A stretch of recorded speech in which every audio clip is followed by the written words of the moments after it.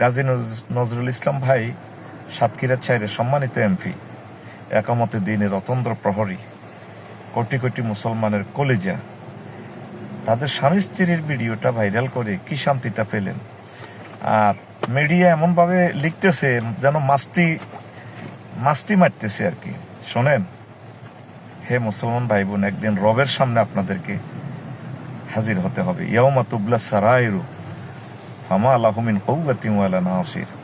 যেদিন তোমাদের ভিডিও আমি ভাইরাল করব আমার ট্রাইব্যুনালে, তোমাদের কোনো শক্তি থাকবে না, কোনো সাহায্যকারী থাকবে না।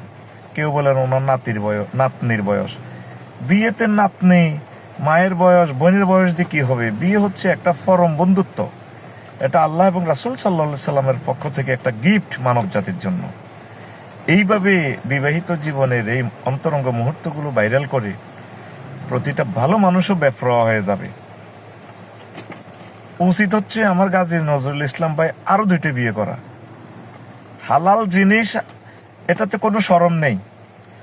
আরশের রব এই পৃথিবীতে 1000 কোটি মানুষের সামনে আমার ভাইকে অপমান করা হচ্ছে, তুমি সব দেখতে পাচ্ছ। এর উসিলে আমার ভাইয়ের সব গুনাহ খাতা মাফ করে দাও, তাকে হায়াতে তাইয়্যিবা দাও, তার বংশ মর্যাদা কিয়ামত পর্যন্ত তুমি রাখো। তিনি একামতে দ্বীনের অতন্দ্র প্রহরী। আমি তার উজ্জ্বল ভবিষ্যৎ কামনা করি। বিভ্রান্ত হওয়ার কোনো যুক্তিকতা নেই। ভিডিও যেভাবে ভাইরাল হইতে থাক।